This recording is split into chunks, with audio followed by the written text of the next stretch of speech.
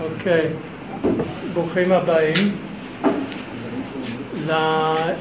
לישיבה שמתרחשת קצת בניגוד להרגל שלנו בסמינר הזה אחרי הצהריים,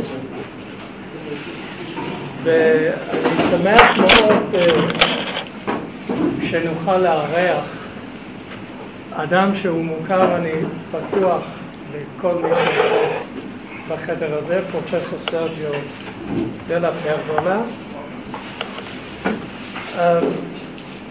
אני אומר קודם כל כמה מילים עליו. אני מכיר אותו הרבה מאוד שנים במסגרת של המכון ליהדות זמננו, ואני לא צריך לומר שהוא נחשב בצדק כאיש המוביל בתחומו הגרפיה של העם היהודי ושאלות הנוגעות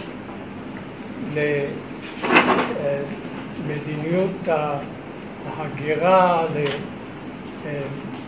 לשינויים במאזן הדמוגרפי של העם היהודי במדינת ישראל וגם בתפוצות, שאלות של המשפחה, של הזהות היהודית, ודברים שהם באמת נוגעים גם למדיניות של מדינת ישראל, ולא במקרה.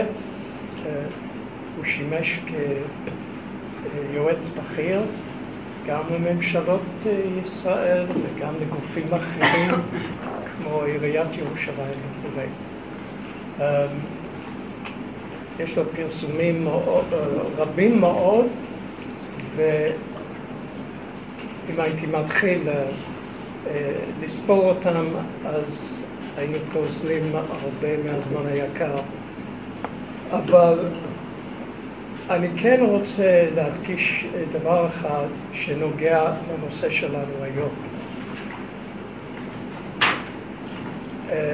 סרג'יו דלה פרגולה היה מעורב, והוא יספר בדיוק איך, בפרויקט ומיזם מאוד חשוב של האיחוד האירופי במסגרת של ה-FRA, ראשי תיבות של Fundamental Rights Agency, שזה גוף ששייך לאיחוד האירופאי ועוסק בזכויות היסוד. פעם היה לו שם אחר, אני זוכר אותו לפני 2007, תחת השם של ה-EUMC, European Union Monitoring Center for Racism and Xenophobia. מעניין שאז האנטישמיות לא נכללה בכותרת הרשמית, והמטה שלהם בווינה. FRA, הם הוציאו לאור לא מזמן, לפני כשבוע, דוח שעליו נשמע היום, דוח שנוגע בדיוק לשאלת האנטישמיות מהזווית היהודית. זה אולי החידוש, או אחד מהחידושים החשובים. בעבר, גם במרכז שלנו, במרכזים אחרים, כל החוקרים שמתעניינים בנושא יודעים שיש כל מיני ממצאים לגבי האנטישמיות באירופה ובמקומות אחרים. אבל נושא אחד הוזנח לאורך זמן. מהן הפרספציות, מהן החוויות של היהודים עצמם בנוגע לנושא הזה? איך היהודים תופסים את הנושא? איך הוא משפיע עליהם?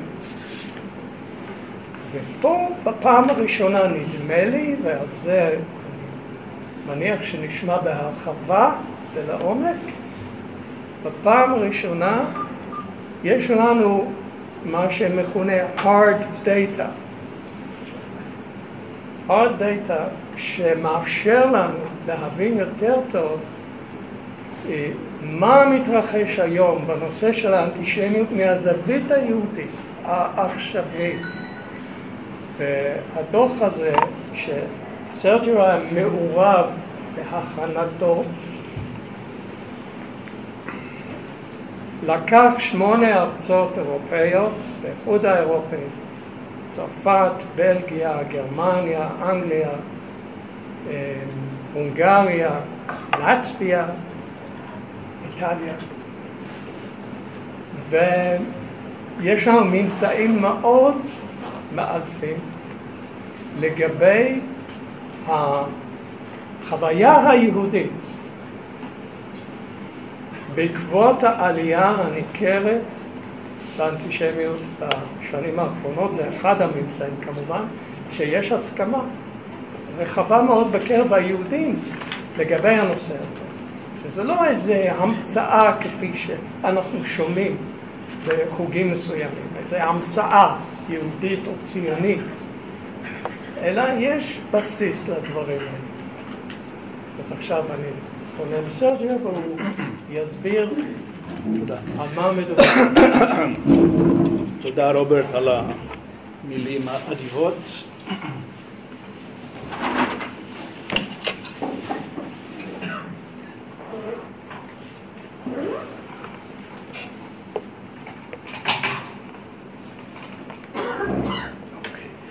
ובכן, תודה רבה, אני רואה הרבה ידידים, חברים, תלמידים לשעבר.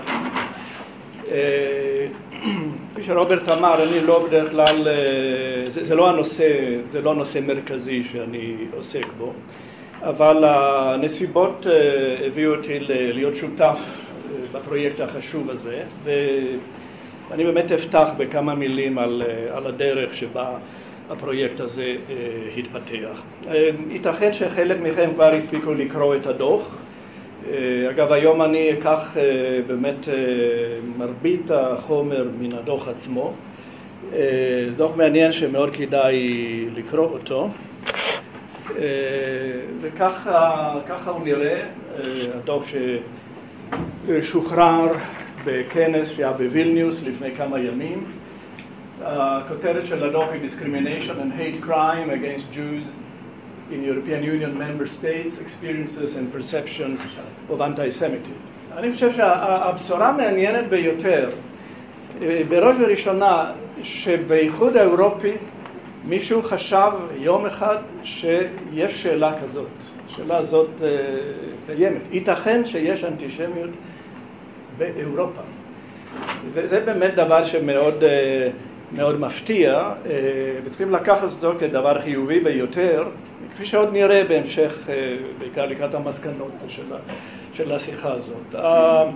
האיחוד האירופי, כפי שצוין, יש לו סוכנות אופרטיבית בצד המשפטי, ה-Fundamental Rights Agency, שהוא, כפי שציינת, המשך של גוף שהיה קיים קודם, שכבר עסק במידה מסוימת בשאלה, אם כי לא באופן מפורש בשם שלו. מסתבר גם שהיו כמה שאריות תקציב באיחוד האירופי שאפשרו לקראת שנת התקציב 2012 לעסוק בנושא. ואם כן, ה-FRA פנה למכון מחקר ידוע JPR, the Jewish Policy Research, מושבו בלונדון, ביקש מהם לתאם את המחקר הזה, מתוך כוונה שהוא יגיע ל8 או 9 מדינות חברות באיחוד. חלו קצת שינויים במהלך הזמן בהרכב הפאנל הזה.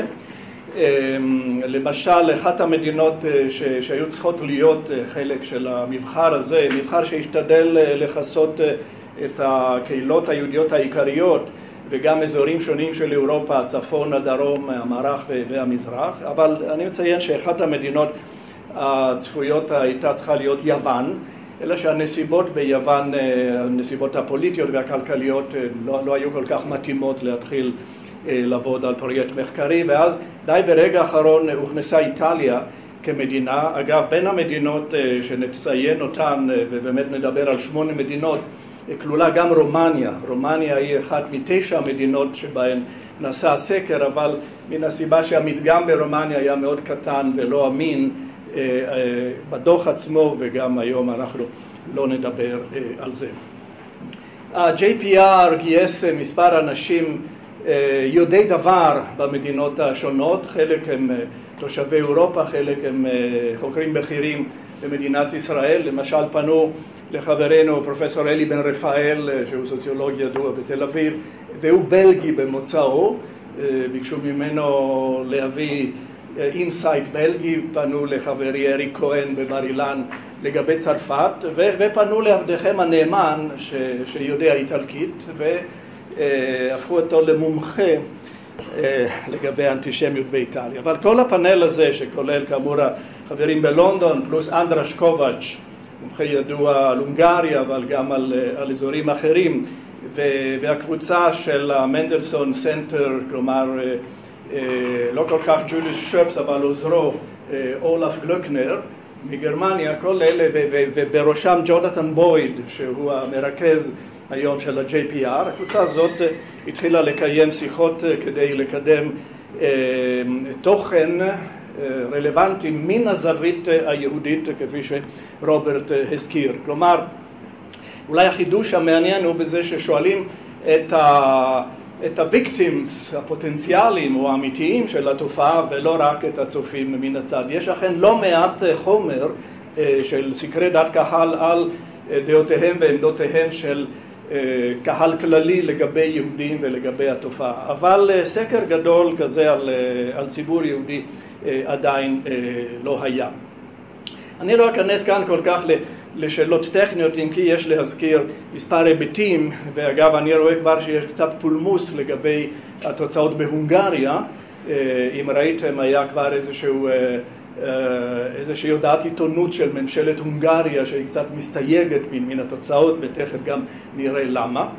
בכל אופן, הטכניקה האפשרית במקרה זה הייתה לעבוד דרך האינטרנט. עכשיו, אני כמי שעוסק לא מעט במחקר כמותי יודע שמחקרים באינטרנט עלולים להיות מאוד לא אמינים, מפני שאין בקרה של ממש לגבי מי יענה.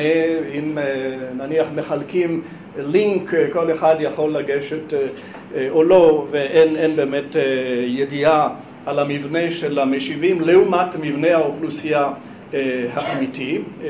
נתמודד גם עם הסוגיה הזאת, אבל נלקח בחשבון הגורם הזה, ולכן הלינק הופץ בצורה מודרכת דרך כתובות של מוסדות יהודים מרכזיים, ולכן קודם כל הייתה צריכה להיות איזושהי גישה לאותם הכתובות על ידי הקהל.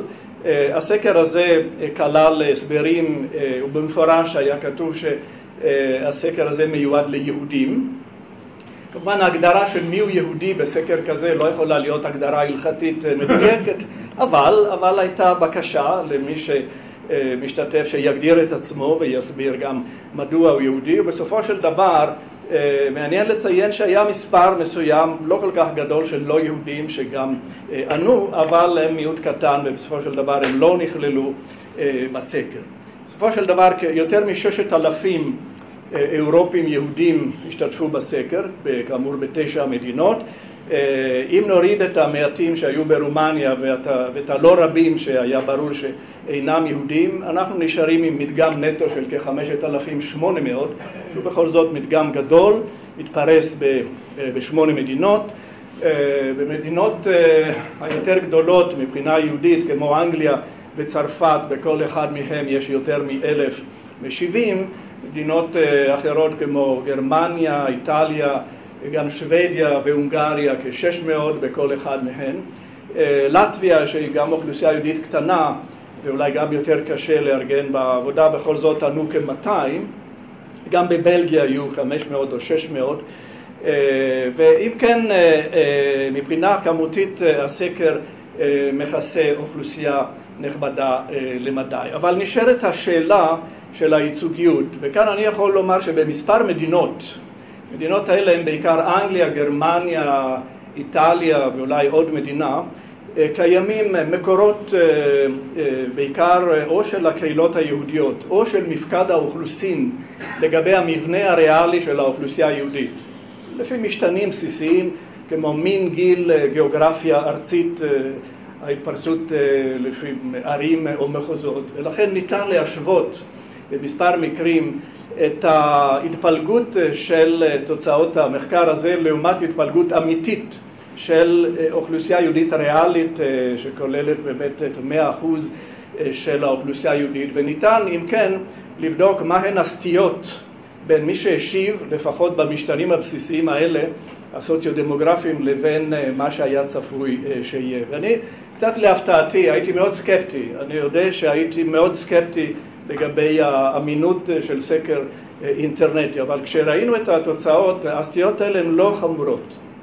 סטיות מובנות מאליהן, לא נתפלא כל כך שגברים ענו קצת יותר מנשים יחסית לחלוקה הפרופורציונלית של כחצי-חצי, יש הבדלים רגיונליים מתונים, הבדלים לפי קבוצות גיל. ניתן דרך אגב לבצע, וזאת לסיים את החלק הטכני, תיקון סטטיסטי, כלומר להגיד אם קיבלתי מעט מדי נשים, אני אגדיל את מספר הנשים בסקר הזה כדי להביא אותן למשקלם הריאלי באוכלוסייה, ולכן ניתן קצת יותר משקל לתשובותיהן של נשים ונראה איזה תוצאות נקבל. כשעשינו את הפעולה הזאת שנקראת תקנון או weighting, להפתעתנו התוצאות לא נשתנו כמעט בכהוא זה. כלומר, הסטיות המבניות במדגם לא פוגעות בתוכן הבסיסי של התשובות. כמובן נשאלת השאלה, האם מישהו יותר רגיש לתופעה מסוימת גם ירצה יותר להשתתף בסקר שהוא סקר וולונטרי? השאלה הזאת קיימת, אבל חלק של התשובה אנחנו נראה אותה בתוצאות עצמן, ונצטרך לשאול את השאלה האם התוצאות נראות הגיוניות לכאורה. הצעתי שלא נאמין לכל אחוז או לכל שבריר אחוז, אלא נתמקד במגמות הרחבות, ואני חושב, ואני כאן קובע, שישנו תוקף רב למגמות כפי שהצטיירו. אני גם יכול לומר שהדוח הזה, שזה השער שלו, הוא מבוסס במידה רבה על דוח יותר ארוך שנכתב על ידי 8 או 9 חוקרים שציינתי. היה חשש שהדוח הזה קצת יסולף או ישונה או מבנהו קצת ישנה אופיו בידיים של ה-Upper A. אני מוכרח להעיד שלהפתעתי הנעימה, הטקסט כפי שפורסם מאוד קרוב ובאמת מאוד משקף את מה שהחוקרים כתבו, וגם בהיבטים אחרים אני אציין שנעשתה עבודה נאמנה שלא התערבה ולכן לא יצרה נזק. אם כן, דבר הבא שאני רוצה להזכיר בסיום המבוא הזה הוא שבכל אחת מן המדינות יופיע בחודשים הקרובים דוח מפורט, לכן יהיו 8 או 9 דוחות בעריכת ה-JPR על אנטישמיות בצרפת, אנטישמיות בגרמניה ובשוודיה, וכל אחד מהם ישקף באופן מפורט גם דינמיקה פנימית, הבדלים גיאוגרפיים בתוך מדינות והיבטים פרטיקולריים אחרים. ובכן, הידיעה הבסיסית, כבודו, בבקשה, אפשר, אולי יש עוד כיסא, ואולי אפשר להביא עוד כיסא, זה מה שנקרא standing room only. בבקשה.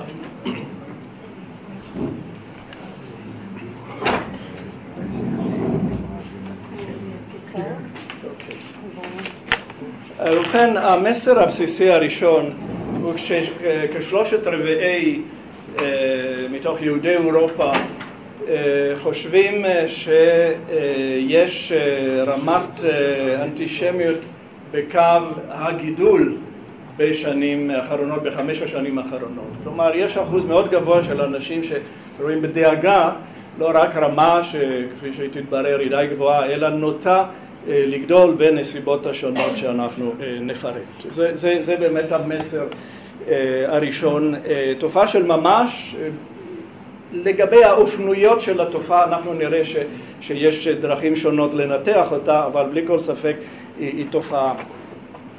אבל לפני שננתח את התופעה אני רוצה לומר מילה אחת על היהודים באירופה. החומר הזה לא מופיע דווקא בדוח, אבל הוא מופיע בנתונים הרבים שאנחנו אספנו. הרי אספנו הרבה מאוד חומר רקע, לא רק על העמדות לגבי אנטישמיות, אלא גם לגבי הפרופיל של הציבור היהודי, לרבות זהות יהודית, לרבות דתיות, לרבות הריבוד הסוציו-כלכלי.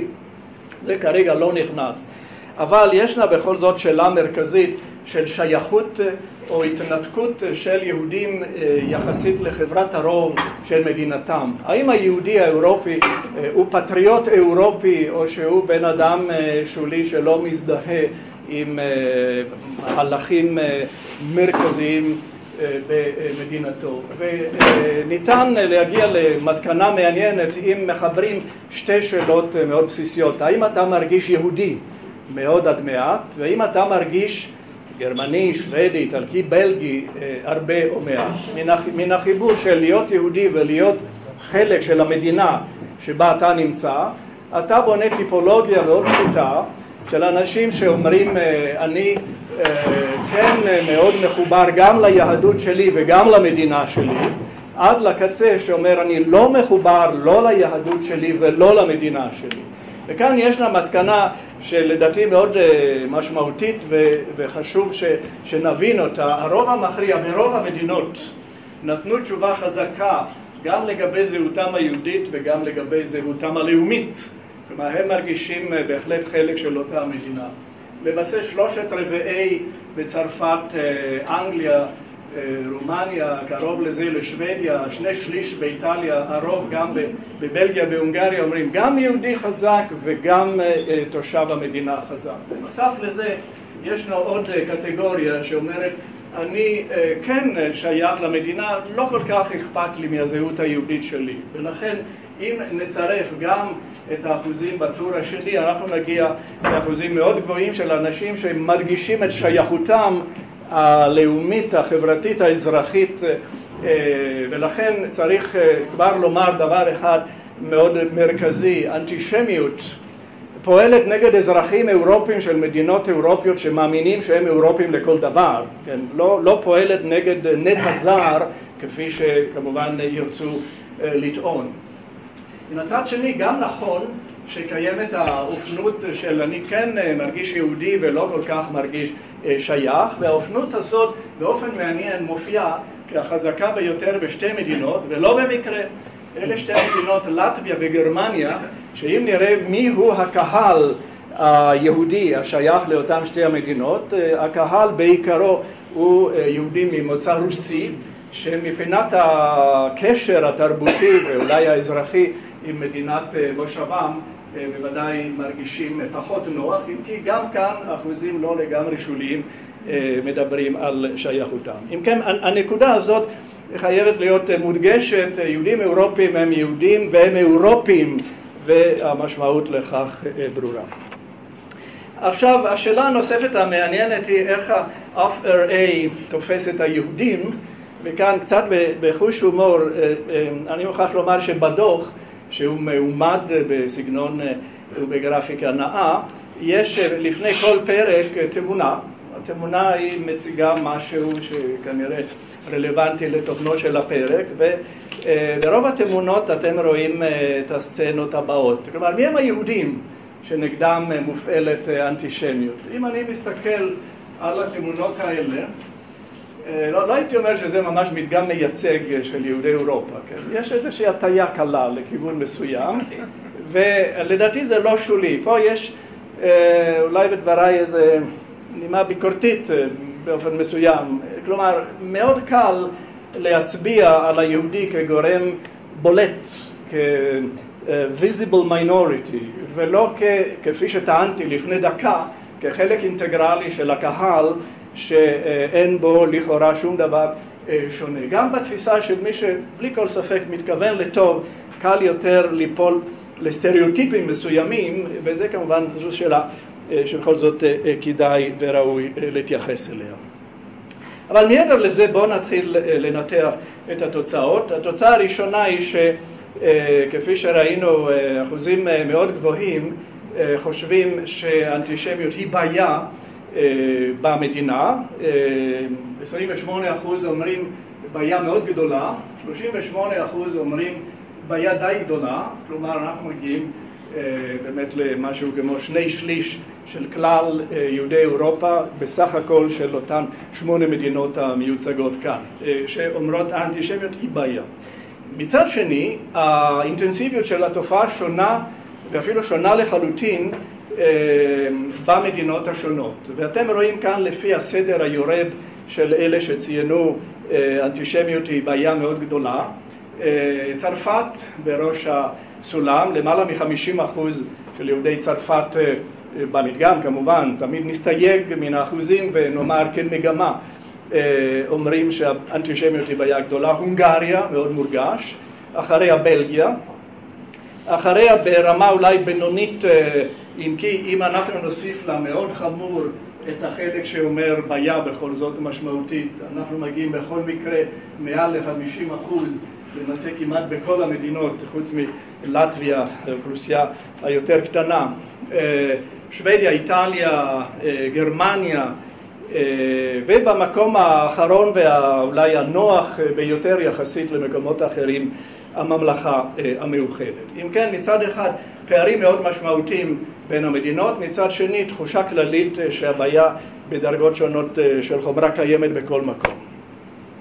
ולשאלה שכבר בעצם ראינו את התוצר הסופי שלה לגבי המגמה במשך החמש השנים האחרונות, האם ישנה תחושה של גידול, שוב באופן משמעותי ברוב המדינות התחושה היא שכן יש גידול מאוד משמעותי, גידול מסוים, נשאר אותו דבר.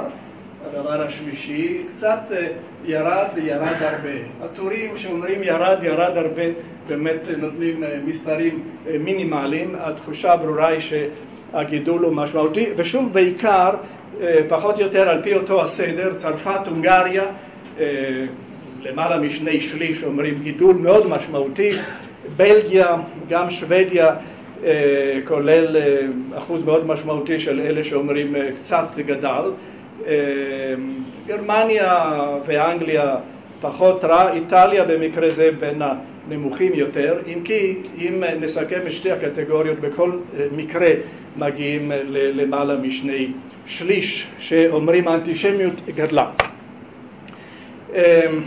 עכשיו האנטישמיות היא כמובן בעיה, אבל איננה הבעיה היחידה בחברה האירופית, וחשוב שנעמיד אותה בפרספקטיבה ביחד עם שאלות משמעותיות אחרות הפועלות באינטנסיביות באירופה של השנים האחרונות. אירופה של השנים האחרונות, כפי שכולנו יודעים, היא מקום בעייתי.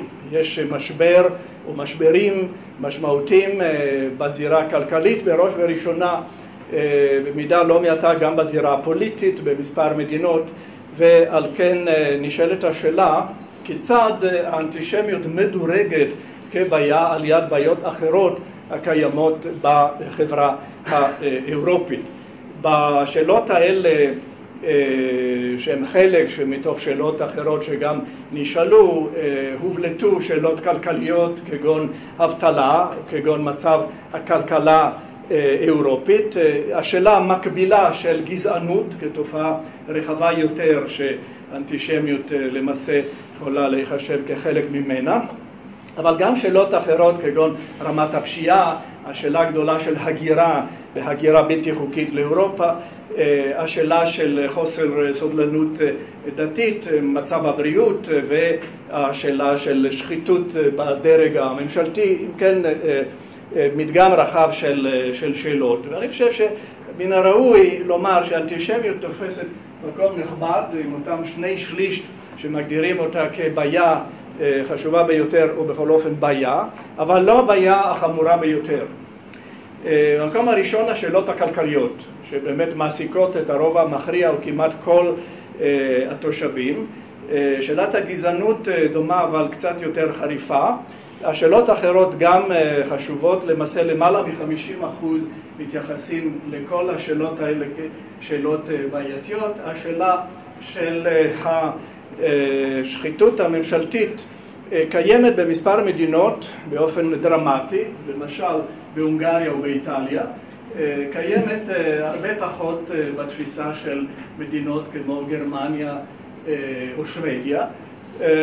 הדבר נראה סביר לכאורה, אבל לדעתי המסר החשוב הוא שהיהודי איננו מסתגר לתוך תפיסה מונוליטית וקצת פרנואידית של התהליכים החברתיים במדינתו, אלא יודע לשמור על איזון השיפוט ויודע למקם באופן יחסי בעיה שנוגעת לו ישירות לעומת בעיות אחרות שקיימות לכלל החברה. אני דווקא חושב שההשוואה הזאת היא חשובה מפני שהיא מורידה אחד החצים בארסנל של הצד של המחנה הנגדי, שאומר אי אפשר לדבר איתכם ואי אפשר לדון איתכם על שום דבר מפני שאתם מיד מגיבים בצורה היסטרית. זה לא נכון. היהודי האירופי, יש לנו כאן דוגמה מעניינת ונראה עוד דוגמה אולי עוד יותר מעניינת בהמשך, יודע לשפוט בצורה מאוזנת ויודע בהחלט להבחין, ושוב תוך כדי השונות של המדינות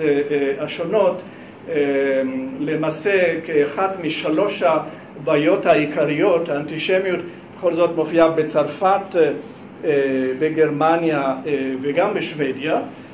אלה התאים המצוינים כאן בצבע שמדרגים את שלושת הבעיות העיקריות מתוך 7 או 8 הבעיות שצוינו, ונדמה לי שזה מסר בכל אופן של שיקול דעת שמאוד חשוב לא לשכוח אותו בדיוננו. בטכניקה, גם שוב דף שלא מופיע בדוח, אבל בטכניקה שחלק מן הנוכחים מכירים, כלומר ניתוח מורכב של הקשר בין התופעות והמשתנים השונים. רצינו לראות בצורה גרפית די מעניינת מה הקשר בין בעיות מסוימות לבין המדינה שבהן אותן המדינות מופיעות יותר. ובאופן לא לגמרי מפתיע, אנחנו מוצאים ששאלות הגירה ופשיעה הן מצוינות בעיקר אצל המשיבים מבלגיה וצרפת, זה כמובן מתייחס גם לתהליך האסלאמיזציה שעליו עוד נדבר. שאלות של שחיתות או של מערכת בריאות פגומה או של כלכלה ואבטלה מופיעות בעיקר באיטליה, במדינות רומניה, הונגריה ובלטביה, כלומר בחלק של מזרח אירופה, אולי קצת יותר עני, וכמובן אילו היינו מכניסים את יוון אז היינו מוצאים מדינה שבהחלט תואמת את המודל הזה. ושאלות אחרות כמו הגזענות, חוסר הסובלנות והאנטישמיות, לאחר שניקינו את ההשפעות של המשתנים האחרים, אז מופיעות כיותר קרובות לשוודיה וגרמניה, כאשר בטבלה הזאת אנגליה היא מקום יחסית נוח יחסית לתופעות הקיימות במקומות אחרים. שוב, זאת דרך קצת אחרת להבליט את השונות התוך-אירופית, כלומר אסור באמת לנו לדבר על אירופה כמישה אחד, וגם על יכולת ההבחנה של ציבור יהודי שבכל זאת יודע לשים את הדברים בהקשר הנכון, ונדמה לי שזה חשוב. שאלה הבאה, שאלה מאוד מעניינת, היא מאיפה זה בא מבחינת המטריצה האידיאולוגית, מבחינת הרקע הפוליטי והאידיאולוגי של האנטישמיות, וכאן שוב מאוד מעניין להשוות את 8 מדינות של הסקר שלנו אחרי שנבדוק את הסך הכל של התשובות. ניתנו כאן מספר אופציות, האם האנטישמיות באה בעיקר מכיוון השמאל או בעיקר מכיוון הימין הפוליטי, או בעיקר אולי מן המחנה האסלאמי או מן המחנה הנוצרי, או אולי ממקורות אחרים. עכשיו פה ממש לגילוי נאות, אני מוכרח לומר שזו אחת השאלות הבודדות שבהן הגורמים המזמינים, ה-Offer A, התערבו. אנחנו בניסוח המקורי של השאלון כתבנו שמאל, ימין, אסלאמי ונוצרי, וה-Offer A דרש מאיתנו להוסיף את המילה extremist, כלומר קיצוני, אסלאמי קיצוני, נוצרי קיצוני. לא שאלו על שמאל קיצוני וימין קיצוני, זאת הייתה תרומתו של ה-FRA קצת למתן. אבל יחד עם זאת, אני הייתי אומר שהתוצאה מרתקת והיא אכן משקפת מציאות בעיקר אם נשווה את המדינות השונות. למשל בצרפת, כמו כן בבלגיה, המחנה הנראה כמסוכן ביותר הוא המחנה המוסלמי. זה ודאי לא צריך להפתיע לנוכח ההגירה הגדולה האסלאמית באותן מדינות, ואולי האחוז הגבוה ביותר של מוסלמים בכלל האוכלוסייה כתוצאה של התהליכים של השנים האחרונות.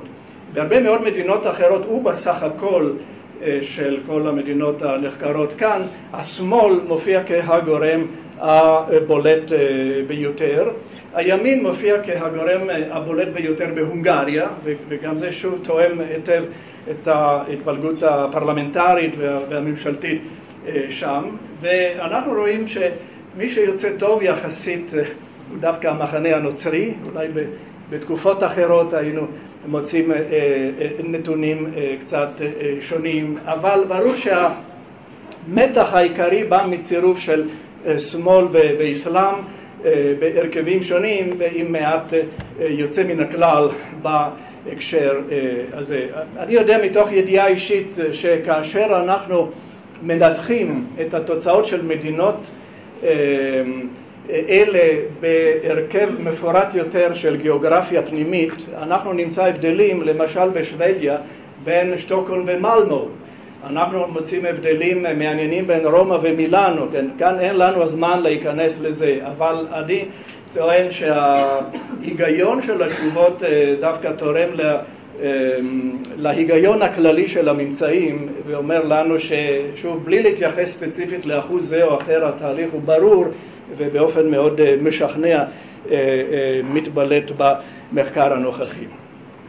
ולשאלה שהיא קשורה בלי ספק אם הקונפליקט הישראלי-ערבי תורם לתחושה של חוסר ביטחון, אנחנו עוד מעט נדבר על ביטחון ובטיחות כתופעות יותר חמורות של היהודים במדינות הסקר, ישנה בוודאות קורלציה בין מה שאנחנו רואים כאן לבין מה שראינו לפני דקה, כלומר האימפקט של הגישה האסלאמית שהוא דומיננטי הוא גם כן האימפקט של ההתייחסות של הקהל כלפי הקונפליקט, או באופן כללי של נוכחות הקונפליקט באווירה הציבורית ובמדיה ובדרכים אחרות. מאוד מורגש בצרפת ובבלגיה.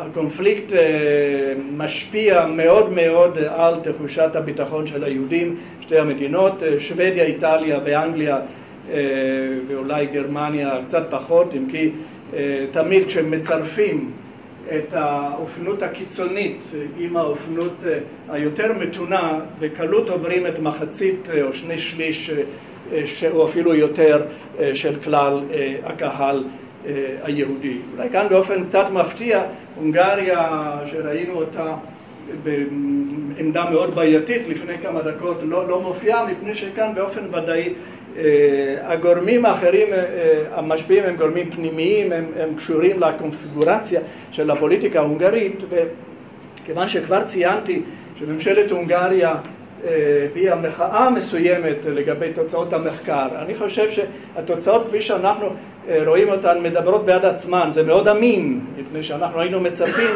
שיהיו הבדלים בהרכב הפנימי התוך אירופי של התופעות, ואכן זה בדיוק מה שאנחנו מוצאים, ואם ממשלת הונגריה לא כל כך אוהבת את התוצאות, אולי עליה לחשוב מדוע. כעת השאלה הבאה היא השאלה של מאיפה זה בא, לא כל כך במובן של הרקע האידיאולוגי, אלא בעיקר מה הם הצינורות של הפצת המסר האנטישמי. וכאן אנחנו לומדים דבר שאולי אינטואיטיבית כבר ידענו אותו. התפקיד של האינטרנט ושל הרשת בהפצת מסרים לא רצויים אצל קהל רחב, גם באופן די דומיננטי. האנטישמיות באינטרנט מופיעה במקום הראשון, שוב היא תופסת בערך 3/4 ההתפלגות עם האופנויות היותר קיצוניות והפחות, אבל מקום מכובד גם לתקשורת, antisemitism in the media, וגם בדיון הציבורי.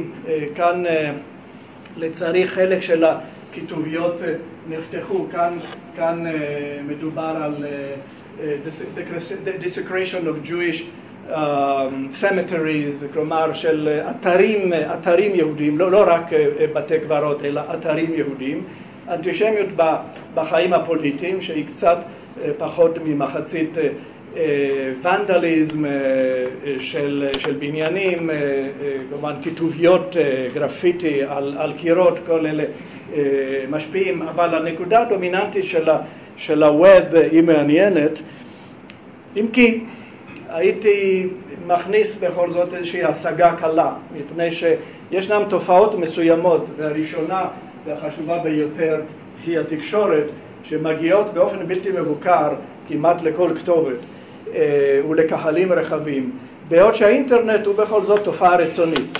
אם אני לא רוצה להדליק את המסך שלי, אני לא אחשף לאותו מסר. ברור שרבים כן יעשו זאת, ולכן המסר יחדור במסוכנות רבה. אבל יש איזושהי השתתפות אקטיבית של מי שמקבל את המסר, מה שלא ניתן לומר אותו על חלק ניכר של התופעות האחרות, ולכן חייבים להתייחס ברצינות לאינטרנט, אבל לומר שיש דברים אחרים שאולי כאן מופיעים קצת פחות אינטנסיביים, אבל במצטבר ההשפעה שלהם יכולה להיות הרבה יותר גדולה. גם כאן הבדלים מסוימים בין המדינות השונות, אם כי אינטרנט מופיע בראש הטור כמעט בכל מקום. השאלה של עוינות כלפי יהודים ברחוב או במקומות ציבוריים מגיעה בכל זאת למקום נכבד בבלגיה, בגרמניה, בצרפת, בשוודיה, גם באנגליה. השאלה של התקשורת מאוד בולטת, ופה ושם יש גם אופנויות אחרות. מעניין שבצרפת אלימות נגד בניינים ומוסדות דווקא תופסת מקום הרבה יותר בולט מאשר במקומות אחרים, ושוב באופן לא מפתיע, אלימות בחיים הפוליטיים מופיעה בהונגריה והיא פחות מופיעה במקומות האחרים. הפער הזה הוא כל כך עצום שאין שום ביקורת על איכות הנתונים שיכולה להצדיק אותו. יש בו תופעות ריאליות, ועל כן אנחנו לומדים לקחים מעניינים. גם בשאלות אלה ישנה דינמיקה במשך הזמן, ואכן האינטרנט לא רק בולט, אלא ישנה תאוצה בהשפעתו.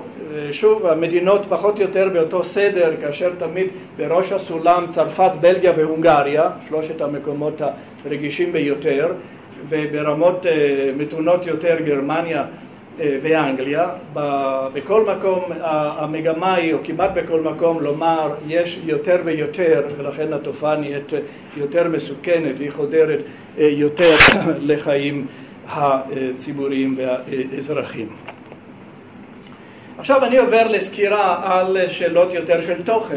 אנחנו דיברנו על פעולות, ודיברנו בעיקר על פעולות של אלימות כלפי בניינים או קירות או בתי קברות, אבל קודם כל נעבור לחלק של האלימות המילולית והאינטלקטואלית והפוליטית. ושאלה ראשונה היא, מה יהודים חושבים על האופי האנטישמי של ביטויים מסוימים? מה בעצם בביטוי מסוים הופך אותו לאנטישמי? היינו צריכים לחשוב קצת מוחו של הצד השני, מה הוא חושב, ואנחנו גם יודעים מה הצד האחד מרגיש. מה יכולים להיות ביטויים שיפגעו בעיקר ברגישות של היהודי? ואני חושב שגם כאן אנחנו מקבלים מסר חשוב, שמאוד מאוד חשוב גם לפרסם אותו ושיהיה מובן. הדבר הפוגע ביותר מבחינת התוכן השלילי הוא הכחשת השואה. הכחשת השואה במובן שהשואה הוא מיתוס שהוגזם מאוד, מגיע לכיסוי כמעט טוטלי של האוכלוסייה היהודית, זה נכון במדינות השונות. אחרי המסר של אנטישמיות קלאסית, היהודים הם אחראים למשבר הכלכלי הנוכחי של אירופה. גם זה מביא אותנו לאחוזים מאוד גבוהים, ושוב על השואה, יהודים מנצלים את השואה למטרותיהם הם, ושוב מסר אנטישמי קלאסי, ליהודים יש יותר מדי עוצמה פוליטית, עוצמה כלכלית במדינה המסוימת. בקיצור, 4 האופנויות הפוגעות ביותר מתייחסות או להכחשת השואה או לצורות מקובלות קלאסיות עתיקות של אנטישמיות, ולא למשהו אחר. משהו אחר בא רק במקום החמישי. הישראלים מתנהגים כהנאצים החדשים כלפי הפלסטינאים. כלומר, גם לאופנות הזאת יש השפעה רבה, אבל צריך לומר שהיא מופיעה רק במקום החמישי. אחר כך יש את הנושא האחר שתכף אני אחזור אליו בשקף אחר, לגבי ההבדל בין הגישה לישראל כגורם הקשור להתפתחות של מה שחוקרים הגדירו אותה כהאנטישמיות החדשה, לעומת האנטישמיות הישנה או הקלאסית המתמקדת בתכונות כאלה או אחרות של יהודים או למעמד היהודים בתקופת השואה. ליהודים יש אינטרסים שונים לעומת האינטרסים של שאר האוכלוסייה. גם זה ביטוי די קלאסי. היהודים לא מסוגלים להשתלב בחברת הרוב של אותה מדינה. כן, אנחנו מצאנו כאן שורה של ביטויים, אבל הדבר המעניין הוא אולי בניגוד למה שיכולנו לחשוב, שהגורם הישראלי הוא זה שעומד בראש הסולם, ולכן אסור להטיל ביקורת על מדינת ישראל, מפני שמיד היא תתפרש כאנטישמיות. לדבר הזה אין סימוכים, תכף נראה את זה בצורה נוספת. זה שוב לדעתי אחד המסרים המעניינים מבחינת ניהול תובנה וגם הסברה של התופעה. כאן בהמשך לתוכן הפוגע, מה פוגע, כמה פעמים נשמעו טיעונים כאלה. פה צריך לומר שישנו פער די גדול בין הביטוי התיאורטי לבין הביטוי כפי שבפועל שמעו אותו. כלומר, כאן אנחנו ממשיכים בדיון, אבל מכניסים הבחנה בין מה שבמידה מוחלטת או מופשטת יכול להוות יעד לביקורת ולהתנגדות, לעומת מה שקורה ביום-יום ברחוב. מה שקורה ביום-יום הוא קצת יותר מתון. כאן אמנם הנושא הישראלי הופך להיות הנושא הנפוץ ביותר בשיח כפי שהוא נשמע על ידי המשתתפים בסקר הזה. הסדר הוא קצת שונה, שוב באופן די בולט, השאלות של עוצמה יתרה, כלכלית, פוליטית, הנוכחות המפורסמת היהודית בתקשורת כמובן, ניצול השואה, יהודים כאחראים למשבר הכלכלי, כל זה מביא לאחוזים שהם די נכבדים. אבל מעבר לשלושת הקבוצות הראשונות, לומר את האמת, מי שבאמת שמע בפועל את הדברים האלה יורד לאחוזים שהם בערך רבע מן ההתפלגות. תיאורטית זה פוגע, אבל האם בפועל שמעת זה באמת פחות.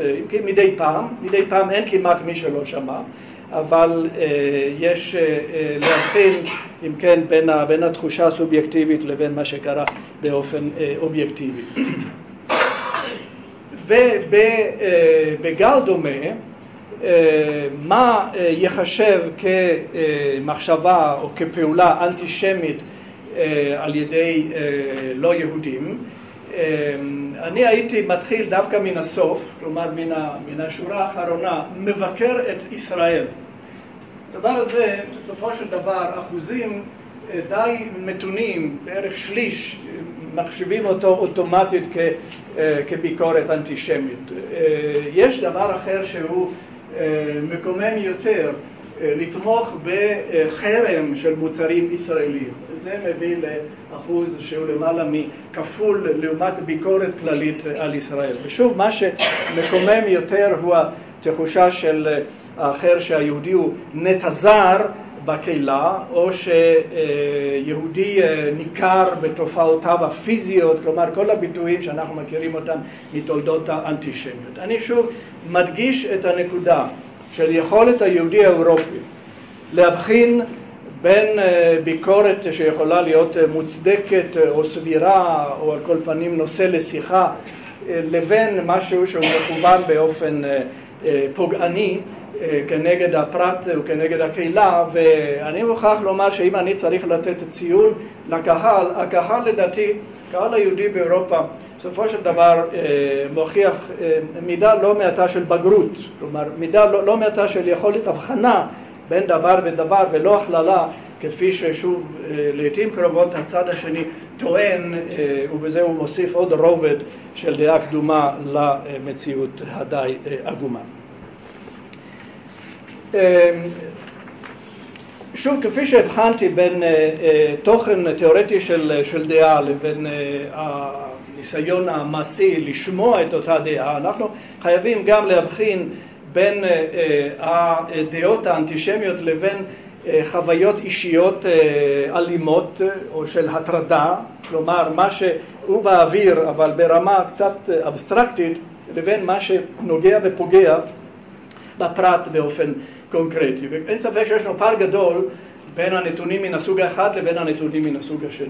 כן? כאן צריכים שוב להיזהר, מפני שאני יכול גם לקדם ביקורת מסוימת שתוכל לומר, תראו, אתם אולי מדמיינים יותר מדי דברים מסוימים, והדברים האלה יכולים להיות לא נעימים, אבל חברים בפועל הם לא התרחשו, או עדיין לא התרחשו, ולכן תדעו לשמור על האיזון בין שני הממדים, הממד היותר אבסטרקטי לבין הממד הממשי.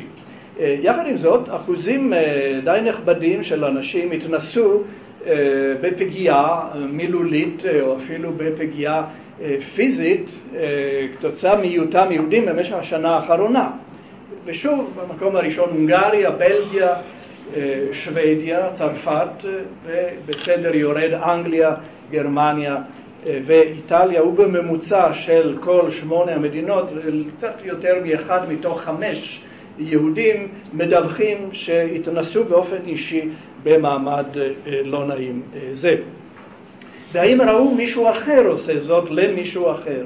כאן הנתונים הם כמעט, הם לא ממש כפולים, אבל הם יותר גבוהים באופן די משמעותי. סדר המדינות באופן בסיסי לא משתנה, עם שינויים קלים, שוב הונגריה, בלגיה, צרפת עם השלישייה המובילה, שוודיה באמצע, גרמניה, אנגליה, קצת פחות איטליה במקרה הזה בממד הנמוך ביותר, כאשר הסך הכל של 8 המדינות הוא 27%.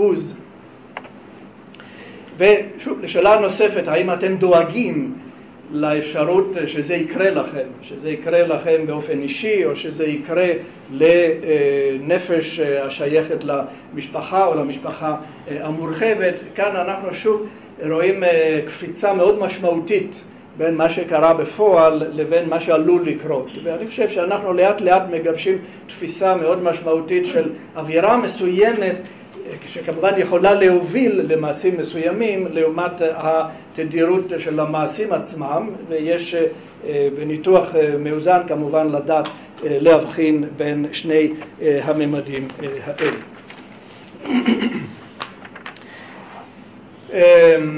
ממד נוסף הוא הממד של האפליה, של ממש, בתהליכים של עבודה, בתהליכים של קידום אישי, בתהליכים של קבלת שירות.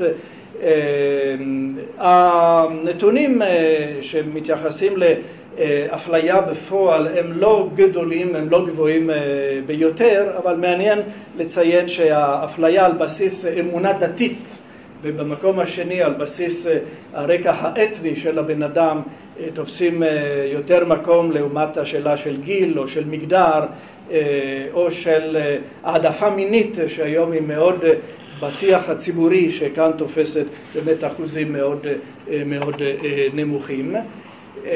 ואם אנחנו רוצים מאוד להקשות, השאלה של אלימות פיזית, כמה אנשים באמת סבלו אלימות פיזית, אנחנו כאן יורדים לממדים של בערך 10%.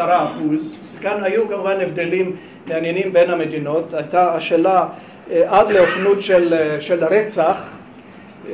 אם אני לא טועה, רצח היה בצרפת, אני כרגע לא זוכר, אולי רוברט זוכר, אם היה רצח של יהודי על רקע יהדותו במדינות האחרות, אבל אין ספק שהמקרה הזה הוא נדיר יחסית, הוא כמובן תופס כותרות עצומות, בהסתכלות סטטיסטית מאוד מצומצמת, הדבר הזה הוא לא הדבר העיקרי, אבל ההתנסות באיזושהי עוצמה מסוימת של מגע פיזי או של איום של אלימות פיזית, הדבר הזה נוגע בסך הכל לכ10% של האוכלוסייה, ושוב נשים לב לדילמה. מישהו יכול להגיד בסך הכל תופעה של 10%, ומישהו אחר יגיד, ראינו כבר אינדיקטורים סטטיסטיים של 90% או יותר, חייבים לדעת גם לנהל את השיח וגם את השיח ההסברתי כשאנחנו מתייחסים לשאלה הזאת. יש במילים אחרות מספר דרגות או מספר מעגלים קונצנטריים שמתרחבים מפוטנציאל מסוים למעשה חמור עד למעשה האולטימטיבי של הריגת בן אדם. יש כאן דוגמאות שונות של האופנים שבהם, תודה רבה, שבהם הפעולות האלה והחוויות האלה התרחשו. ונדליזם ופיזיקל ויולנס והרסמנט, אבל השאלה המרכזית כאן מביאה אותנו כבר לממד אחר. באיזה מידה?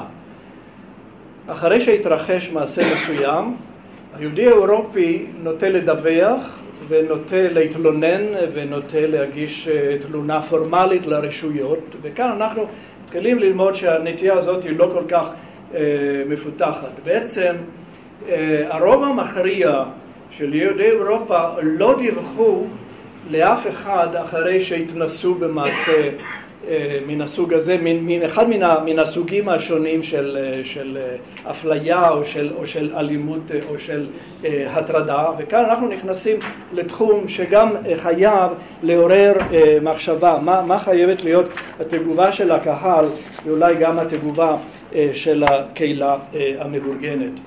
שוב, בסך הכל אחוזים קטנים יחסית של רבע או קצת פחות או קצת יותר, הם כן דיווחו וניסו להתנגד דרך הצינורות השונים. זה יכול להיות דרך המשטרה, זה יכול להיות דרך בית המשפט, זה יכול להיות כפי שהיה בשאלון גם דרך הנציג הפוליטי המקומי של המחוז, הנציג הנבחר של המחוז. הנטייה היא נטייה מאוד, מאוד מוגבלת, וכמובן נשאלת השאלה מדוע. והנה התשובה.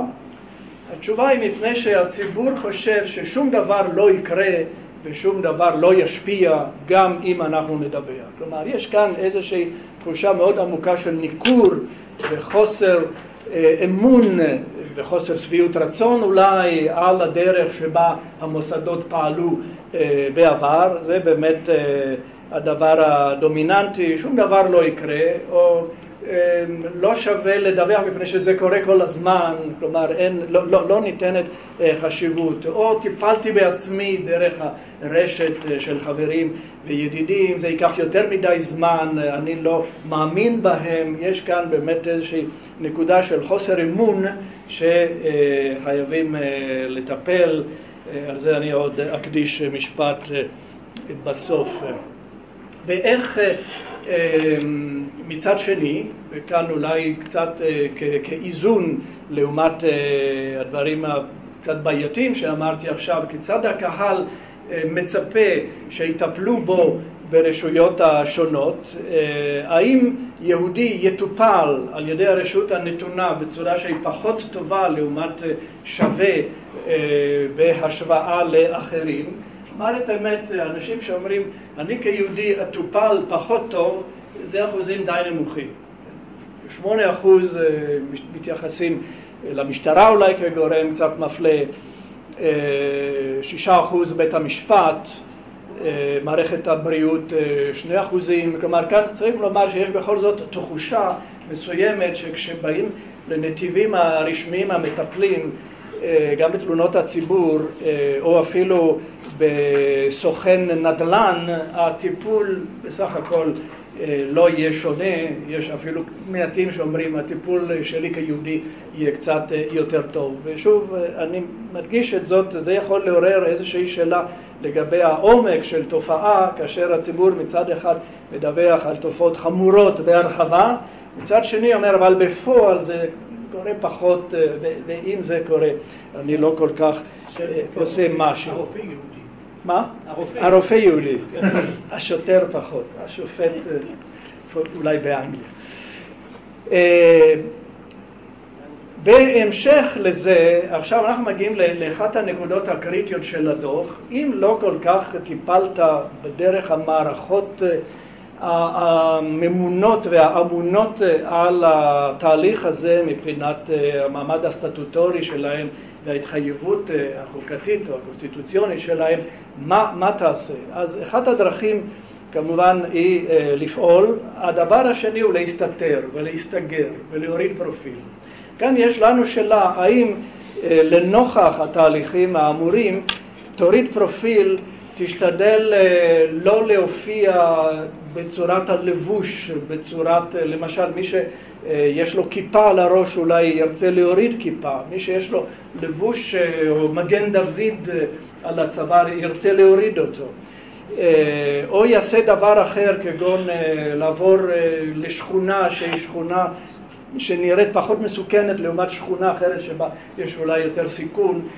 כאן שוב אנחנו רואים תוצאות די מעניינות, דווקא בשוודיה, כאן המקום הראשון של אלה שמנסים להנמיך פרופיל. כאן אני מוכרח להוסיף דבר אחד שדי מובן, הגודל הדמוגרפי של הקהילות השונות הוא מאוד שונה, ולכן גם העוצמה הפנימית מבחינת יכולת ההתארגנות היא לא זהה. ברור שצרפת ואנגליה בראש ובראשונה עם קהילות בעלות מסה קריטית יותר גדולה ועוצמה. קהילות בינוניות כמו איטליה, בלגיה או אף שוודיה, יש להם אולי יותר בעיה במובן הזה. ואנחנו לומדים שבכל זאת אחוזים לא מעטים בשוודיה, צרפת ובלגיה כן מורידים פרופיל וקצת מסתירים את זהותם היהודית, לפחות הזהות הבולטת, בעוד וזה הרבה פחות קורה באנגליה.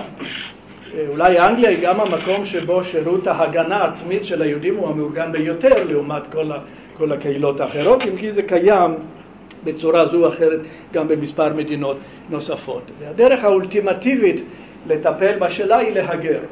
הנתון הזה כבר עשה כותרות במדינת ישראל ומקומות אחרים. האם אתה שוקל להגר אם התופעות ימשיכו? וכאן היה באמת נתון שמאוד זעזע, וזעזע את ההונגרים בראש ובראשונה. 48% אומרים כן, אני שוקל להגר. בצרפת 46% אומרים אני שוקל להגר. לישראל או למקום אחר זה לא בהכרח, אני לא נוקט עמדה, אני אומר שחלק לכאן וחלק לשם. העובדה היא שכל שנה מהגרים לישראל למעלה מ2,000 יהודים צרפתיים, שזה מספר נכבד, וכמובן כדי להגיע ל40% מתוך 500,000 דרושים אולי 100 שנים, אבל גם זה יקרה.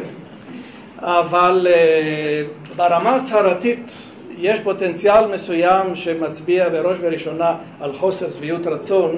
לא צריכים לפרש את זה כהצהרות על הגירה מחר, אבל על נטייה להתנתק ולהביע איזשהו מסר מאוד חד לגבי המערכת. גם בלגיה, פחות גרמניה, איטליה, אנגליה. מי שכמוני עוקב שנה לנתוני העלייה רואה שיש תנודות מעניינות ביותר ומשקפות ביותר את המצב בכל מדינה, לא ברמה זאת אבל ברמה של רגישות בלי כל ספק. זה אחד הנתונים שעורר יותר תשומת לב ואפילו זעזוע, מפני שזה מאוד מתקשר לנתון הראשון שהצבעתי עליו. היהודי האירופי הוא אירופי משולב מאוד בחברת הרוב של מדינתו, לפי הצהרתו, ואם הוא שוקל להתנתק זה סימן שמשהו מאוד חמור יתרחש. יש לנו עוד נושא ועוד חצי נושא. הנושא האחד שדווקא ה-FRA מאוד מרגיש אותו הוא, בכל זאת, יש מערכת של חוק ומשפט, וחייבת להיות מודעות שקיימים כלים חוקתיים שיכולים למנוע ולהתמודד עם תופעה, ולכן השאלה אחת היא, האם אתם מודעים לכך שישנו חוק במדינה זו המונע את ההסתה לשנאה ולאלימות נגד יהודים? ברוב המדינות הציבור מוכיח שהוא כן מודע לקיומו של חוק כזה, כולל הונגריה, באופן נכבד כמעט בכל המדינות, חוץ מהמקרה הלטבי. ואם כן, יש פה שוב פער מאוד מעניין בין מודעות של הגנות מסוימות שקיימות במערכת המשפטית לבין נטיית הדיווח שראינו שהיא מאוד נמוכה. שאלה נוספת שהיא כמובן קשורה לזה, חוק על הכחשת השואה. האם יש מודעות שחוק כזה קיים? אגב, לא בכל המדינות הוא קיים ולא בכל המדינות קיים באותה המידה, אבל ברוב המדינות המודעות גבוהה, אם כי בפערים מסוימים די משמעותיים בין הגבוה ביותר לבין הנמוך ביותר, וזה כמובן מעורר שאלה, עוד במשפטי הסיום נטפל בה. והדבר האחרון עכשיו בצד האמפירי הוא שמאוד מדובר בשיח הפוליטי והמשפטי האירופי של השנים האחרונות על איסורים שכבר קיימים או ניסו להכניס אותם במספר מדינות, לגבי השאלה של שחיטה ולגבי השאלה של עשיית ברית מילה. לשאלות האלה הקהל שלנו מצביע ברגישות משמעותית. לא מפתיע שהשאלה של מילה יותר מעוררת תחושות מאשר השאלה של שחיטה, אבל גם השני די גבוה.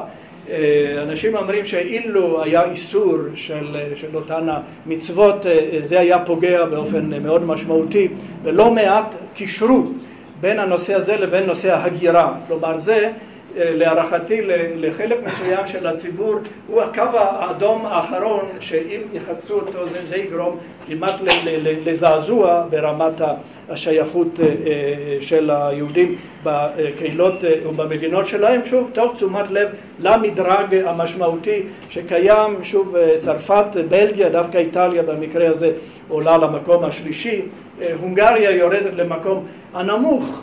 כאן כמובן נשאלת השאלה איך הזהות היהודית פועלת לנושא הזה. אם נושא מסוים הוא פחות רגיש מבחינת עצם התחושה שלי, אז אולי אני אתייחס פחות לאותו נושא כנושא קריטי. יש פה צירוף של שני ממדים. אני רוצה לסיים במספר הערות שאובות בעיקר מן הדוח. הדוח, כפי שאמרתי קודם, שיקף נאמנה מה שקבוצת המחקר שכוללת חוקרים מדעיים ולכן אנשי מחקר שמשתדלים להיות אובייקטיביים, אבל בכל זאת בני אדם שיש להם גם תחושות אמוציונליות משלהם, שחלקם הם תושבי מדינת ישראל, ולכן אי אפשר להתייחס אליהם בצורה לגמרי ניאוטרלית ומנוכרת.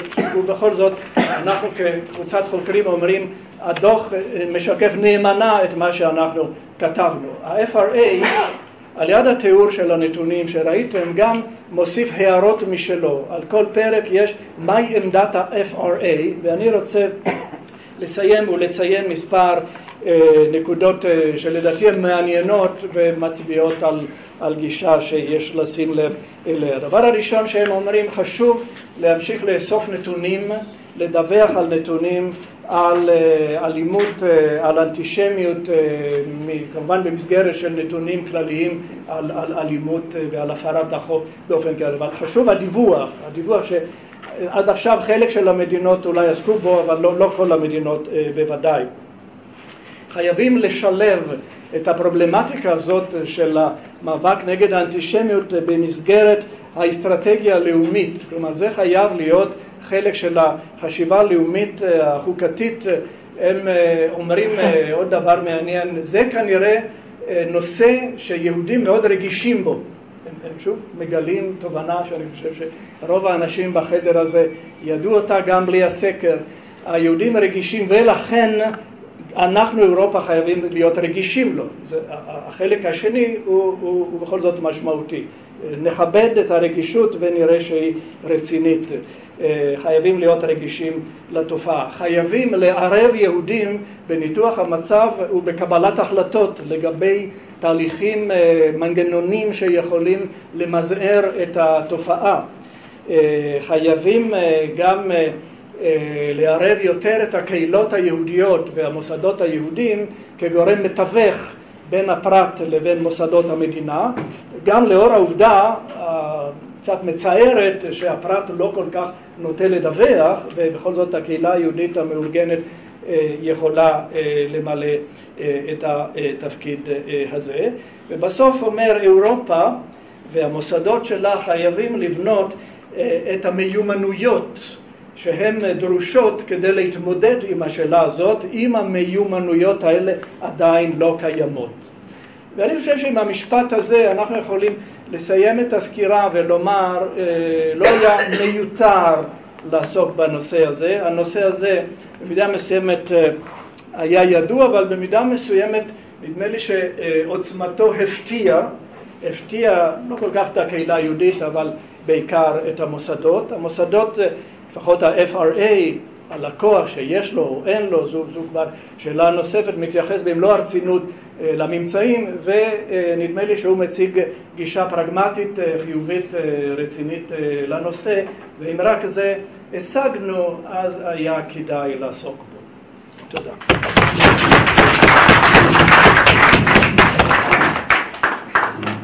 רק רוצה להעיר דבר אחד לפני שנפתח את זה לדיון. קודם כל תודה רבה על הצגה כה מפורטת ועשירה של הממצאים וגם הפרשנות שלהם. סך הכל מדובר 8 מדינות, וכשאני חושב על מדינות נוספות באיחוד האירופי שלא נכללו, כגון ספרד, אוסטריה, פולין, רומניה, חלקית אמרת וזה לא נכלל ממש, אפילו הולנד, למרות העברה, זה בכל זאת בעייתי מאוד, ונורווגיה, שמענו פה הרצאה, נורווגיה עגומה ביותר מבחינת המצב.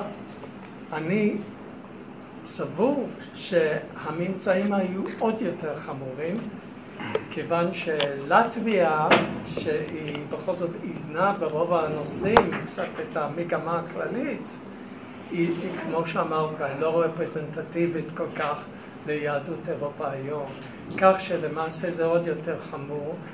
לא לדבר על העובדה שציינת, נדמה לי בחצי משפט, אבל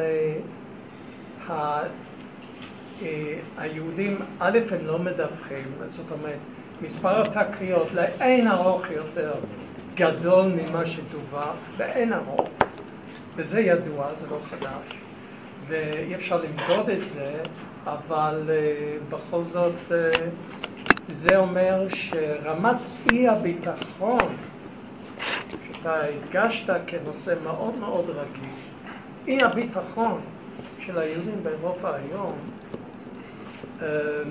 אני לא זוכר מצב כזה ב-40-50 השנים האחרונות, כשמסתכלים על היבשת כולה. ודרך אגב, אתה יודע מה קבע את בחירת המדינות? טוב, אז זה בהחלט מוכרחים לומר שקודם כל גודל הקהילות היהודיות, זה כולל את הקהילות הגדולות ביותר, שהן קודם כל צרפת, אנגליה, גרמניה, ואם נרד לדרג השני, הונגריה, בלגיה, איטליה. באירופה של האיחוד האירופי, כן? יש לנו 27, היום 28 מדינות, כולל קרואציה. המדינה הגדולה ביותר שלא נכללה מבחינה זו היא נדרלנד, כלומר הולנד. אני מוכרח לומר שבסך הכל המדינות שנחקרו 91% של יהודי האיחוד האירופי הם בפנים. כי פולין זה מדינה חשובה, אבל מספר היהודים קטן. להגיד על נורווגיה, חוץ מזה שנורווגיה היא לא חלק של האיחוד, רומניה לדאבוננו דועכת, אוסטריה אולי קצת יותר גדול, ספרד זה לא מספר ענקי, כן? יש דיספרופורציה בין גודל הבעיה, אנחנו יודעים שספרד היא בראש המדינות עם חברה בעייתית, אבל מספר היהודים הוא קטן. הרוב המכריע של היהודים נכנסו למחקר הזה, ולכן אף על פי שנוכל להעלות באחוז 1 או 2 את התוצאות, אני חושב שהמסד הוא מאוד ייצוגי. דרך אגב, אתה מומחה בין היתר ליהודי איטליה ולאיטליה בכלל. היה משהו שהפתיע אותך? לא, תראה, אני לפעמים אני מופתע יותר מהאינטנסיביות המסוימת של התופעה, לא כל כך על ידי התופעות העיקריות כפי שניסיתי להדגים אותם, כלומר התחושה של אי נוחות. אני שנים כותב מאמרים על העלייה מאיטליה שגדלה באופן מאוד משמעותי, מדובר על עלייה קטנה, אבל איך להסביר את זה? חלק זה המשבר הכלכלי, זה פוגע בשכבות הנמוכות, חלק זה מה שאני מגדיר מלז, כלומר איזושהי תחושה של אי נוחות שנובעת, אני מאוד מדגיש את התפקיד הבעייתי של התקשורת, כולל העיתונים המרכזיים שבאופן סמוי מטפטפים מסרים שמאוד מאוד קשה למצוא את העקבות, אבל מי שיש לו קצת תובנה ורגישות. אבל בכל זאת אני רוצה להעיר, אתה אומר לא היה דבר כזה ב-40-50 השנים האחרונות, אני לא לגמרי בטוח. לדעתי הרגע בתוך בינתי, כן? אני קודם כל שיהיה ברור, אני יליד 1942, אז בכל זאת ראיתי משהו. הרגע הדרמטי ביותר היה ב-1982 סברה ושתילה. זה היה הרגע, לפחות במדינה שאני מכיר טוב מאחרות, אבל אני חושב שבאופן כללי במערב אירופה, חוץ מזה שבאיטליה נגמר ברצח ובאמת בפיגוע, אבל הניתוח של העיתונות, ואני מאוד מרגיש את הצורך לבצע ניתוח תוכן של התקשורת הגדולה, מהדורות החדשות המרכזיות, היומנים המובילים, כלל באותם השנים 82-83 מסרים שאני לא ראיתי מעולם, חוץ מקריאת העיתונות של 1938-9 ושנים שאחרי זה. אז בכל זאת עדיין לא הגענו לשיא כזה, היה כבר שיא, אולי קצת שכחנו, עברו כבר 30 שנה. אבל אולי ההבדל הוא היו נסיבות מאוד פרטיקולריות. לכן אני גם זוכר 82, ואתה צודק, לא רק באיטליה, בהרבה מדינות. אבל אולי ההבדל הוא שהמצב הזה שמתואר כאן, הוא כבר ממשיך איזה 10 שנים לפחות, והמגמה היא מאוד ברורה. לעומת המצב אז שהייתה כן, יותר נקודתית עם ירידה מסוימת בשנות ה-80. בשנות ה-90.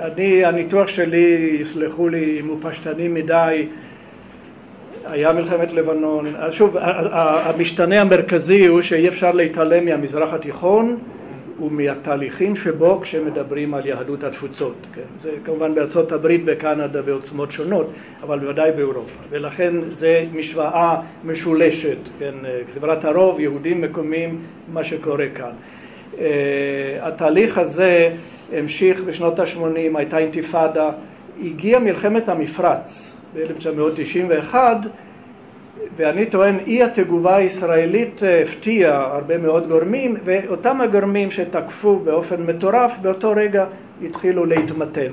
אז זה כמובן, אני מודה, פרשנות מאוד מאוד סכמטית ופשטנית, אבל הנקודה המרכזית היא שמה שקורה כאן ופה, אנחנו רגילים לעליות ומורדות. זה משפיע באופן עצום על המעמד של היהודים. אגב, ישנה שאלה שלא הצגתי, האם פעולותיה של ממשלת ישראל, כאלה או אחרות, פועלות על תגובת הקהל כלפיך, ואין ספק שאחוזים מאוד גבוהים מדווחים שאכן כך, אף על פי שלכאורה אין כל היגיון ואין כל קשר. אוקיי, כן. שאלה, אמרת ש600 שוודים ענו לסקר, יהודים שוודים, ו1,000 מצרפת. והתחשב בגודל היחסי של שתי הקהילות, נראה שהשוודים הרבה יותר מוטרדים בצורה קיצונית.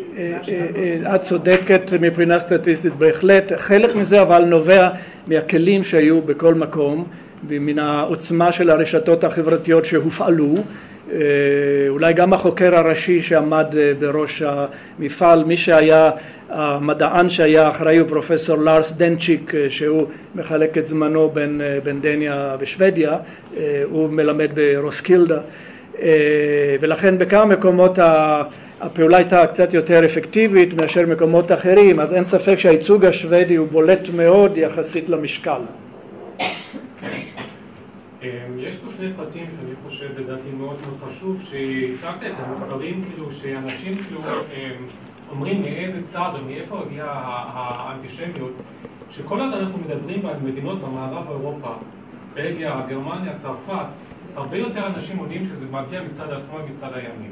וזה דבר שאנחנו מכירים בזמן האחרון יותר ויותר, וכאילו אני חושב שזה עוד דבר שמתאגד את המיתוס הזאת, כאילו בתור אנטישמיות, כאילו יש תופעה ימינית, כל צריך לקח כמה דברים נהדרים על זה, מבחינת ההיסטוריה, מאיפה זה הגיע, כאילו על הקשר בין המחשבה הפרוגרסיבית במערב אירופה, כאילו בין האנטישמיות.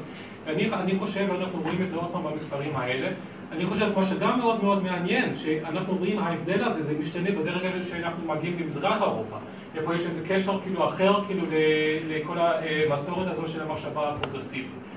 אז אני חושב, עוד סיבה למה המספרים האלה מאוד חשוב, אני אומר את זה עכשיו באנגלית. There has been like a great deal of an effort in the literature to reframe anti-Semites actually came from the left as right-wingers.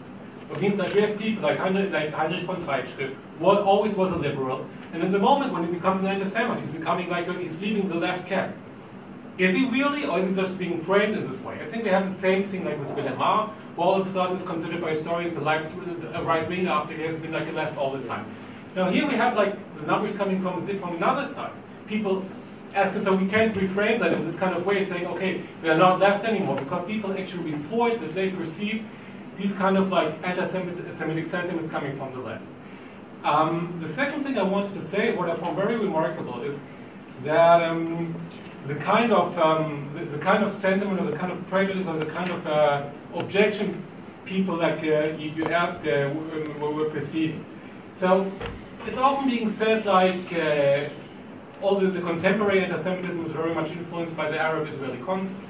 But I think the strongest numbers where the Jews are responsible for the current economic crisis, Jews have too much power. And I think these are actually details, or these are actually positions that show the perception of Jews being a threat to the own society, rather than a concern about what's going on in the Middle East. And I think we could like read it as some kind of circumstantial evidence for the fact that the Middle East conflict is actually being used as a pretext for expressing a form of anti-Semitism that is actually different groups. And it's true, you said it, there were like certain political matters, like in the like when like something in the Middle East is becoming relevant in the news, it's like it may be more people may express strong anti-Semitic sentiments, but that may be very much due to the fact that people are getting a pretext to actually express like a sentiment that is deeper or has not necessarily something to do with it. And I think this details or this like numbers could be like interpreted as circumstantial evidence exactly for that.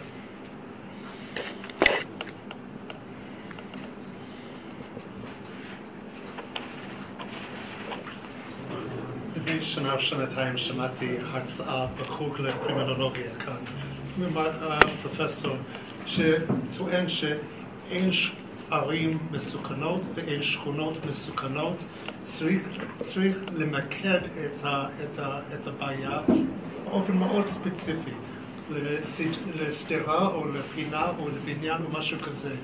וכאן אנחנו נוטים לחשוב שזה אנחנו מול כל האחרים, ולשכוח שבארצות, בגרמניה בוודאי, ובלטביה פחות, יש הרבה מגזרים שונים, ואם אנחנו נשתמש בזה ככלי לעתיד לפתור את הבעיה הרצינית והאמיתית של האנטישמיות, צריך לראות באיזה קהילה, באיזה אוכלוסייה, באיזה תנאים, באיזה ערים, באופן מאוד ספציפי, איפה יש בעיה. לא לצעוק, יש אנטישמיות בכל העולם. אם נשווים את הנוכחות של מוסלמים בצרפת ואנגליה והאקטיביזם השמאל באנגליה, למה אנגליה מופיע הרבה פחות הרגשה של אנטישמיות מה שבצרפת?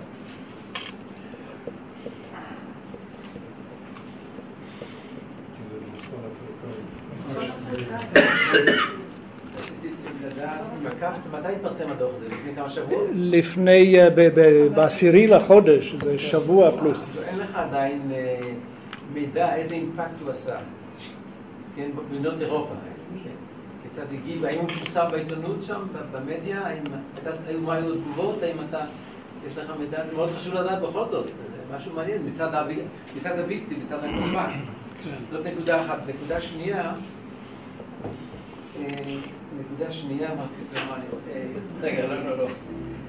טוב, אני אחר כך אחזור על זה. בינתיים נתייחס לנקודה הראשונה. נתחיל דווקא מזה. יש פרסומים, לא הייתי אומר שזה אימפקט אדיר, עד כמה שזה לא שאני יכול להגיד שאני עוקב על העיתונות מספיק, אבל מה שראיתי, לדעתי, הדבר אחד שמאוד מאוד התפלאו ממנו זה הנתונים על הגירה. איך זה שאנשים שלמרות כל השיח הזה, בכל זאת האנשים שלנו, אז הם חושבים לעזוב. ואולי זה מעורר מדליק איזושהי נורה אדומה, כפי שלדעתי קריאה מדויקת של הטקסט המלא של ה-FRA באמת מדליק נורה. יש כאילו תחושה שלא כל כך ידענו, לא היינו מודעים שיש דבר כזה, אבל ה-FRA אומר, היות והם מרגישים כך, אולי גם אנחנו צריכים לעשות משהו בנידון, ולדעתי זה, כפי שאמרתי, תופעה מעניינת. אני עדיין לא ראיתי אדיטוריאל גדול או תוכנית טלוויזיה, עדיין לא, אבל אין ספק שבמשך הזמן זה יקרה. עכשיו, לגבי השאלה של ההקשר, מזרח תיכון ושמאל, אני קודם כל צריך לומר, אנחנו נקבל את מה שנקרא קובץ הנתונים. הנתונים הגולמיים. אנחנו, הקבוצת המחקר, מתכוונת לבצע ניתוחים הרבה יותר לעומק, מפני שיש שאלות שאי אפשר רק בהתפלגות, זה מאוד פשטני מה שראיתם מבחינת המחקר הכמותני, אבל אם אני מתחיל לפרק את העמדות של אלה שטוענים שזה בא מימין לעומת אלה שטוענים שבא משמאל, ואני מציג עכשיו בנפרד את התוצאות, אנחנו נלמד ערך מוסף רב, זה ייקח קצת זמן. אני יכול לבשר שקבוצת החוקרים כקונסורציום מתכוונת להגיש הצעה לספר שיצא בסדרה של בריל, ואז זה יהיה הרבה יותר לעומק. השאלות האלה הן שאלות חשובות, אבל חייבים לפרק את החומר ולנתח אותו הרבה יותר לעומק. דבר נוסף שאנחנו קצת יודעים עליו כבר, האם נגיד יהודים יותר מסורתיים לעומת יהודים יותר חילונים או יותר מתבוללים מרגישים בצורה דומה. מסתבר שההשפעה של הזהות היהודית על התחושה היא מאוד משמעותית. ככל שיותר מרגיש זהות יהודית, גם יותר מרגיש את הנוגדנים האנטי-יהודים. שוב, זה דבר שיש בו עוקץ, מפני שאני יכול להגיד האנטישמיות היא כולה בראש, ככל שיש לך יותר ראש, אז אתה יותר מרגיש אותה. צריך מאוד להיזהר בניתוחים כאלה, אבל אין ספק שאם אני יכול לחשוב על דוגמה מקבילה, ישנו מחקר שעכשיו פורסם שגם עורר תשומת לב עצומה על יהודי ארצות הברית, שנעשה על ידי מכון פיו. שם יש שאלה על אפליה נגד יהודים, ומשהו כמו מחצית יהודי ארצות הברית מדווחים על סכנה של אפליה נגד יהודים. אני אומר, נו חבר'ה, באמת, כן, באמת חבר'ה. אם יש מקום מסוכן, זה בטח מלמו וזה לא ניו יורק, כן.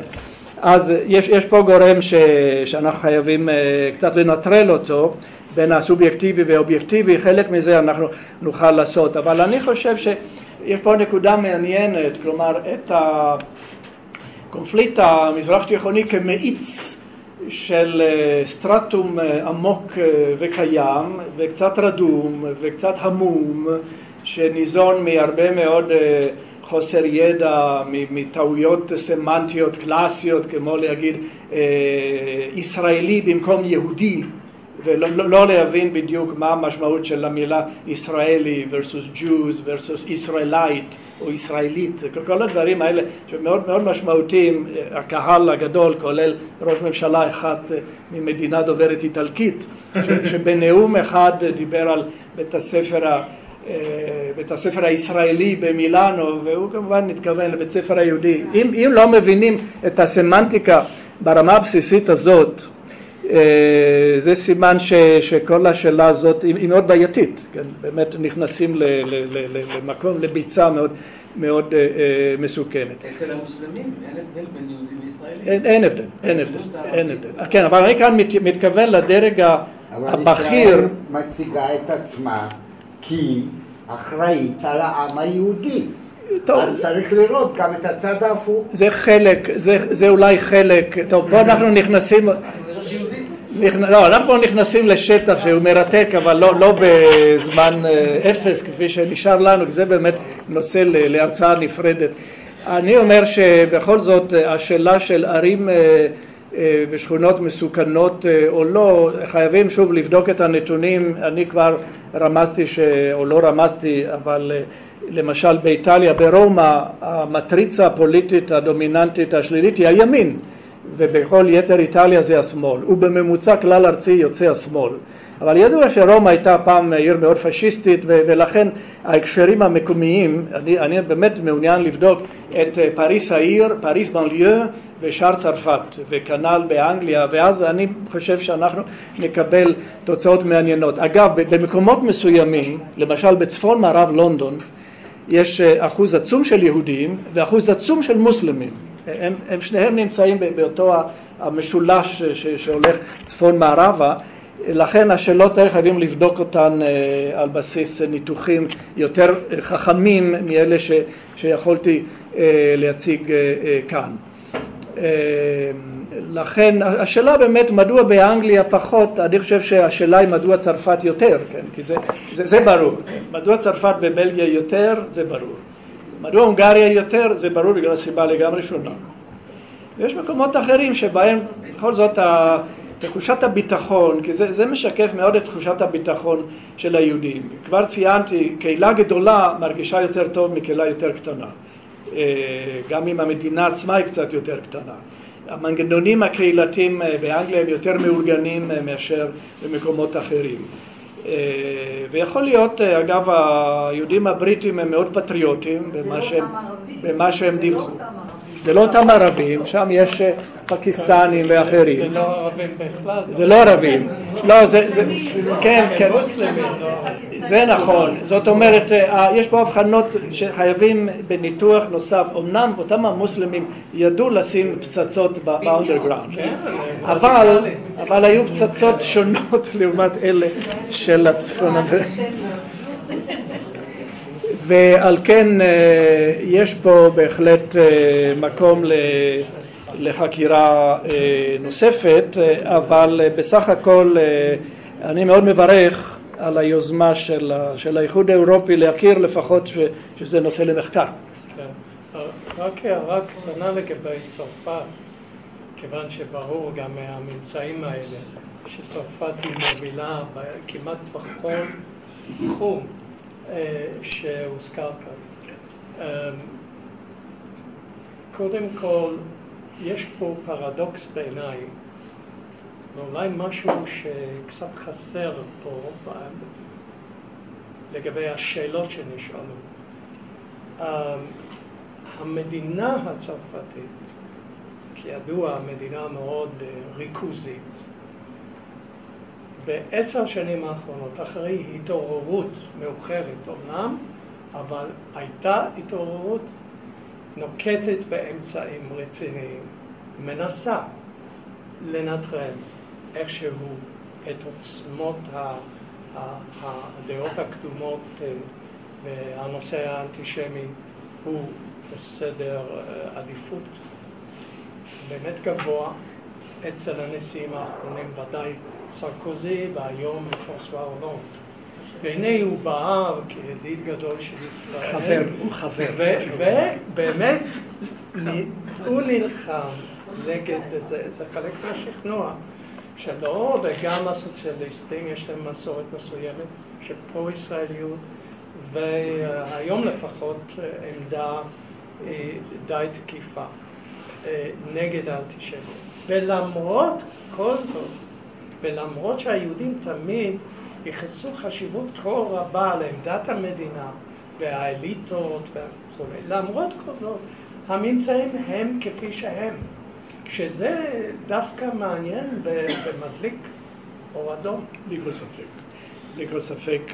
אגב, בנושא הזה, דווקא של השקף הזה, מרקל התערבה והשפיעה בצורה כלשהי להוריד את הנושא הזה מסדר היום. זאת אומרת, בצרפת בשיטות ובתפיסה מדינית מסוימת, גם במספר מדינות אחרות, חייבים לומר שהממשלות נקטו בעמדות שצריכים לציין אותן. אף על פי כן, כפי שאתה אומר, תחושות הציבור הן כאלה, וזה מצביע אם כן על תופעות בעלות עוצמה, שלא נעצרות אפילו בדרכי חקיקה.